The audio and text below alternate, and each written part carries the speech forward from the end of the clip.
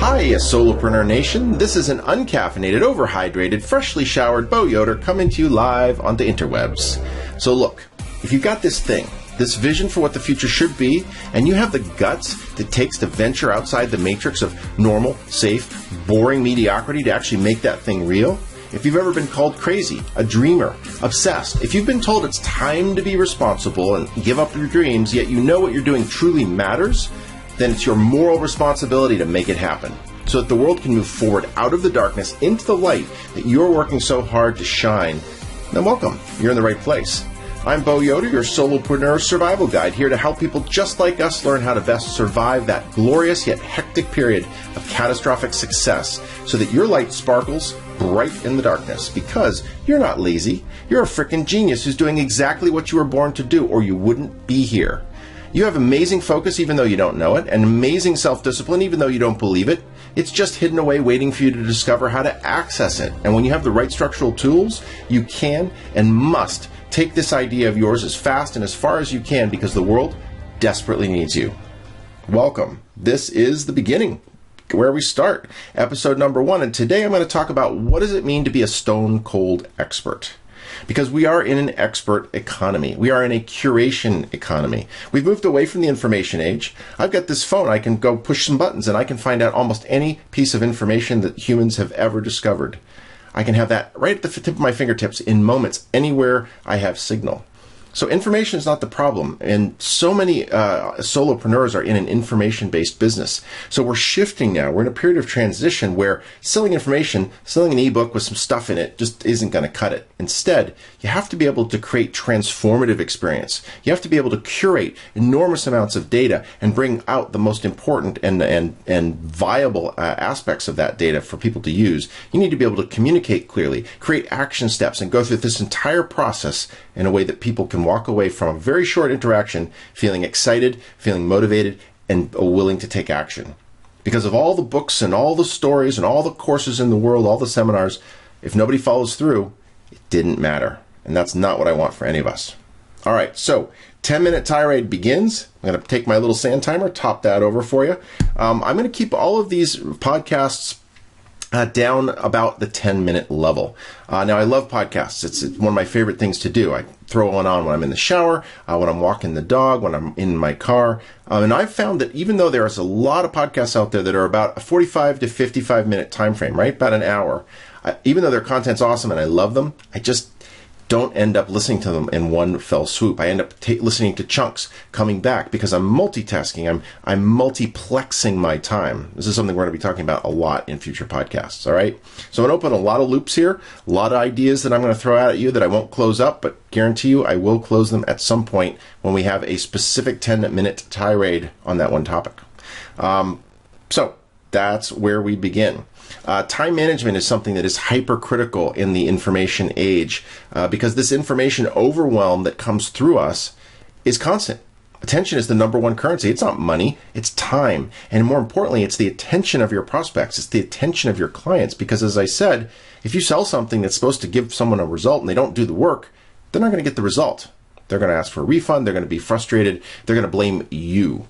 And really, at some base level, it is our responsibility. If we're setting ourselves up as experts, setting ourselves up as leaders, we have to be able to get someone from point A to point B, and just giving them a map and saying, I hope it works out for you, isn't going to cut it anymore.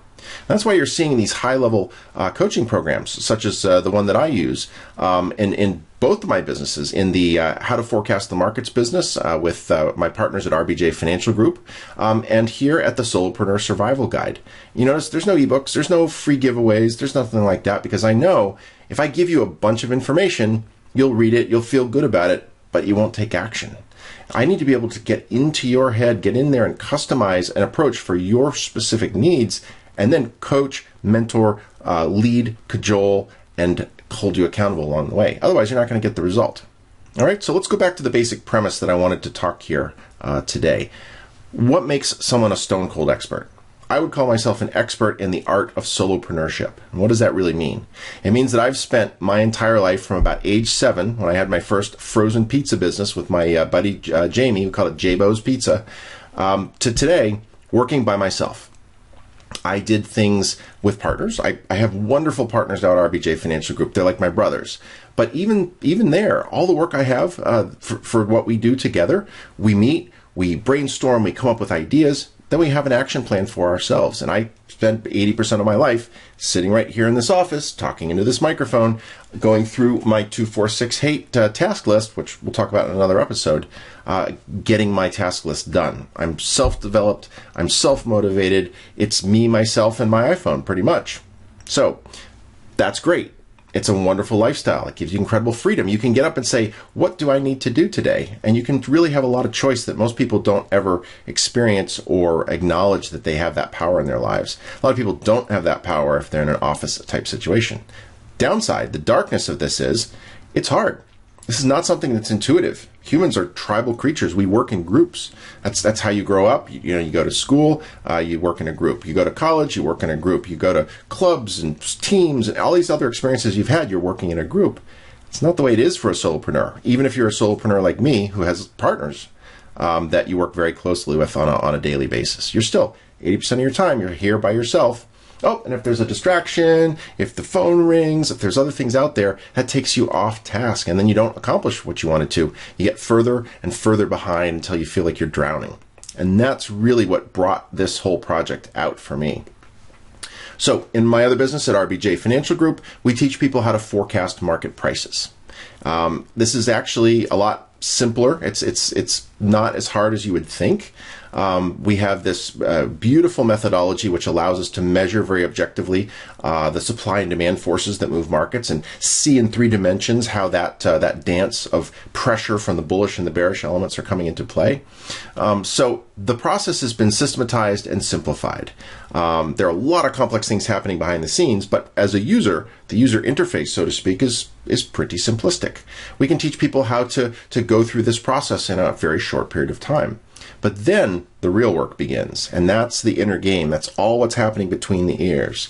And in that case, you're dealing with money issues. What if they, what's their relationship to money? How have they been affected by money in the past? Do they have a scarcity mentality? Do they have an abundance mentality when it comes to money? It goes to self-discipline. It goes to, sitting down and being disciplined, being patient. Trading is really actually very boring. The media portrays it as being this sort of sexy thing. It's not. It's boring. It's about sitting around waiting for somebody else to offer you a price they shouldn't, so you can grab an asset at a price that's very, very cheap, and then you can mark it up and sell it to somebody else at a more, at a nice margin. So through that process, which I've been doing now for over 20 years, I've really seen that the mechanics that I taught people, which have changed over the years, really wasn't. That was what they were buying, at least what they thought they were buying from me. That wasn't really what I was delivering in terms of the value. Okay, so I've been doing this consulting, I've been doing one-on-ones, I've been doing group sessions with people for decades. I've traded live in front of people, I've worked with them in every possible way you can. So I've seen all the different ways that you can lead somebody through a complex technical process and then, give that to them, take what's in your head and put it into theirs. And here's always the stumbling block. It's execution. It's self-discipline. It's getting up every day and doing the thing that takes you to your goal. Okay, so let's step away from that because that's all finance and probably not where your head is at right now. But yet, you need to be able to have this skill set, this ability to sit in a room by yourself for 6, 8, 10 hours in a day and just crush your task list without going off into wacky wonderland and just losing time, because time is everything. So what I want to do through this podcast, and you can see I'm timing myself as we speak, I want to be able to teach you how to manipulate time. I want to make you a time lord. I want you to be able to expand time for the things that you enjoy and compress time for the things that you just can't stand. Time is relative, right? If we go back and think of the theory of relativity, a great way to describe that would be, imagine if you are saying goodbye to a loved one at the airport. And you're not going to see him for a while, and you've had a great visit, and you just want that time to last forever. It doesn't, does it? That 15 minutes, gone in a flash. You just wish that you could make that time last, and it goes so quickly. Now, let's imagine that you leave that airport, you get into an elevator, and the elevator gets stuck between floors. It's hot, it's cramped, there are too many people in there, everybody's sort of sweaty and disheveled from traveling, they're all cranky. It's a horrible experience.